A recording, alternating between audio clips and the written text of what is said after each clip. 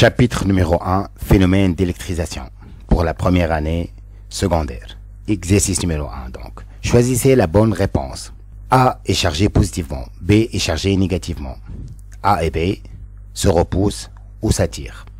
Deuxièmement, A et B sont deux corps chargés. Si A attire B, alors B attire A ou B repousse A. Troisièmement, A et B sont deux corps chargés qui s'attirent. A et C sont deux corps chargés qui se repoussent. Si B attire C ou B repousse C.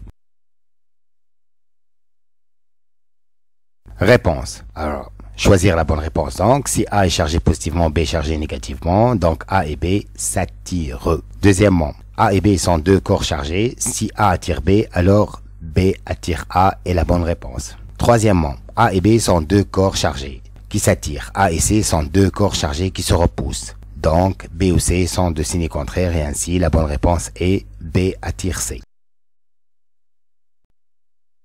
Exercice numéro 2. Quelle expérience feriez-vous pour savoir si un bâton d'ébonite s'électrise de la même façon qu'un bâton en plexiglas et pour reconnaître la charge de chacun? Donc, réponse de l'exercice 2. On frotte chaque bâton à part, puis on les rapproche. S'ils s'attirent, cela signifie que les deux bâtons s'électrisent d'une manière différente, c'est-à-dire qu'ils sont de signes différents. S'ils se repoussent, cela signifie que les deux bâtons s'électrisent de la même manière, c'est-à-dire qu'ils sont de même signe. Maintenant, pour savoir le signe de chaque bâton, on rapproche à chaque bâton une tige en verre frotté. Alors, si le corps attire la tige en verre frotté, cela signifie qu'il est chargé négativement. Si le corps repousse la tige en verre frotté, cela signifie qu'il est chargé positivement. Exercice numéro 3. Comment expliquez-vous l'apparition des charges électriques positives sur une tige en verre frottée avec un drap sec? Réponse. Avant frottement, les deux corps sont neutres. Lors du frottement, le verre a perdu des charges négatives. La tige en verre possède ainsi un défaut de charge et devient chargée positivement. Remarque, le drap a gagné des charges négatives. Il présente alors un excès de charge et devient chargé négativement. Exercice numéro 4. Complétez le tableau. Alors, ébonite électrisée, verre électrisé, règle en plastique électrisée, ébonite électrisée, verre électrisé, règle en plastique électrisée. On a les lettres A, attraction, et R, répulsion. Et on doit compléter donc le tableau. Alors, nous savons que le verre est toujours positif. Alors, verre et l'ébonite s'attirent, donc l'ébonite est négatif.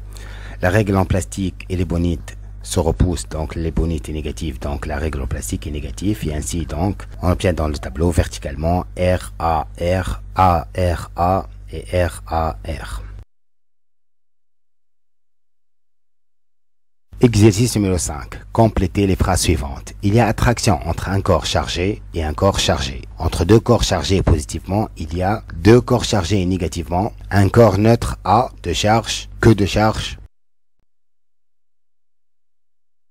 Réponse. Il y a attraction entre un corps chargé positivement et un corps chargé négativement. Entre deux corps chargés positivement, il y a répulsion. Deux corps chargés négativement se repoussent. Un corps neutre a autant de charges positives que de charges négatives.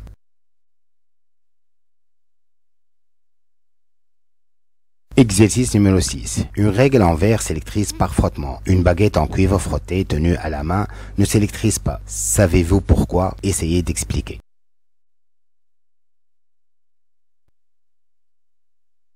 Réponse. Le verre est un isolant, ASL. Lors du frottement, il acquiert une charge positive et ainsi le bâton en verre apparaît chargé. Le cuivre est un métal, donc il est conducteur de charge.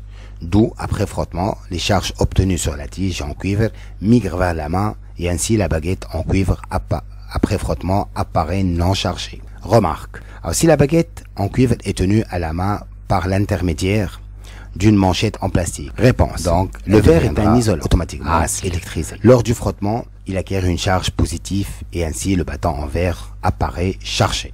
Le cuivre est un métal, donc il est conducteur de charge.